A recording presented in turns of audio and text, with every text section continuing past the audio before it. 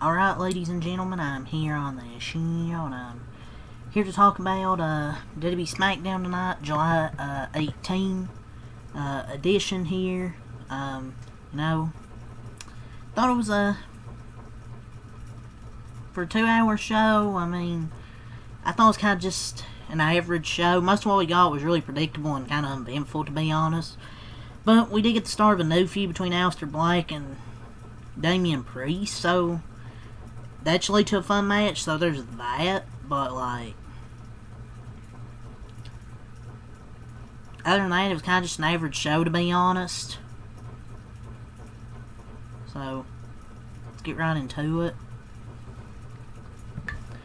So coming into this, fresh off a big weekend, Saturday night's main event, Evolution, so this week's edition dealt with some of the fallout from those shows. Naomi's successful cash-in was a big talking point, but the big thing advertised was contract signing. John Cena, Cody Rhodes, they're set to square off at SummerSlam. It's a 2-night event.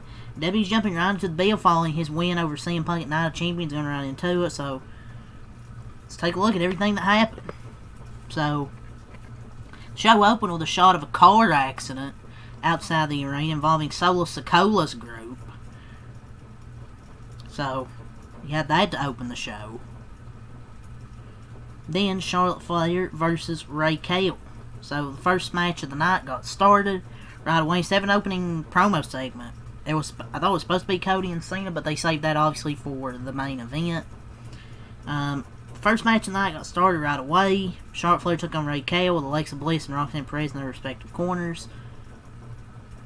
So, nothing about what we saw in this match was really surprising, except for how slow and kind of plodding it was. There was not really much intensity or urgency to anything they did. They just went through the motions. There was a late exchange of strikes that had some good energy, but it wasn't enough to make the match much better. And then Alexa Bliss and Roxanne both get involved in the ending. Flair gets the roll-up.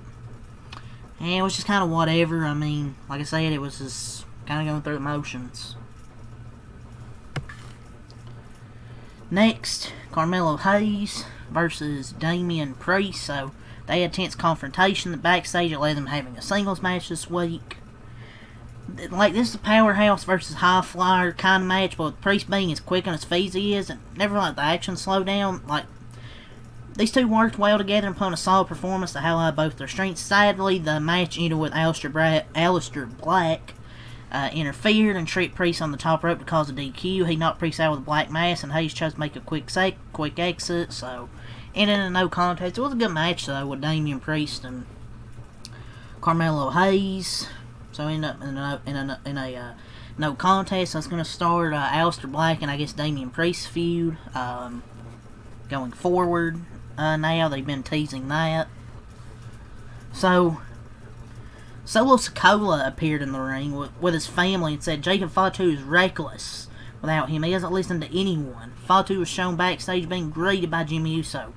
He was told he was not the man in the footage of the accident and was free to go. He marched straight towards the ring. Fatu and Jimmy, they end up taking everyone out in a brawl, but Tala Tonga didn't go down easily. It took both men to get him down. Then Adam Pearce comes out, and he announced Sikoa would defend the U.S. title against Fatu inside of a steel cage at SummerSlam. Then he brought out the cops from over to take Sikoa into custody for trying to frame Fatu. This was a decent segment that set up a match for SummerSlam. It should be a lot of fun in a steel cage.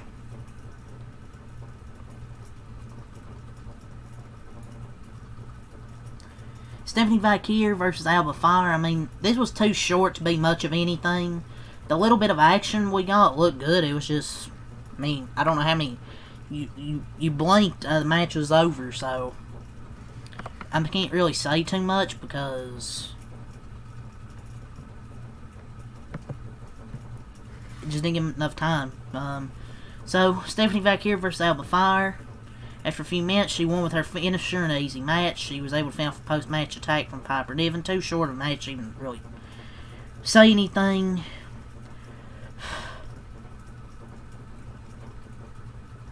DIY versus Fraction versus Motor City Machine Guns versus Andrade and Rey Fenix.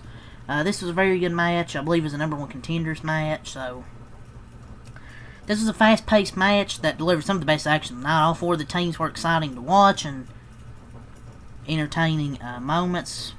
One of the biggest mysteries to me is why they're keeping the Lucha Brothers apart. Their history as a tag team has been acknowledged multiple times by WWE. It's so weird to see Phoenix teaming with Andrade. Like, I mean, no disrespect, because I want to see Andrade get something, like get some type of push, but it's kind of weird not seeing Rey Fenix and Penta together. But this match would have benefited from being commercial free because the momentum never slowed down. Phoenix and Andrade won the match, making the number one contenders for the Wyatt 6. Andrade and Rey Fenix won a very good number one contenders match. Then we get the final word: John Cena and Cody Rhodes, the contract signing.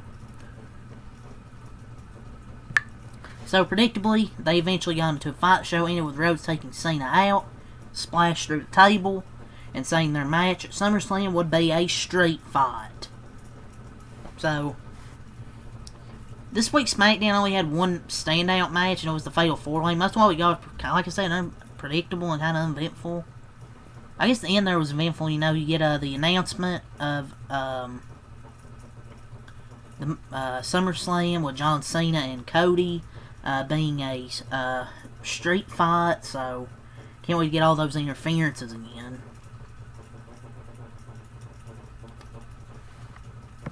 So yeah, I mean, it was just whatever. I'll give it a 5 out of 10. It wasn't really great tonight. The last Evolution Monday Night Raw, SmackDown night really wasn't great. I mean, with 2 hours, it is what it is. 3 hours, I don't think I could make it through 3 hours. At least it's only 2, so. But, yeah, that's really all I got to say here tonight. So, until next time, I'm out. Peace.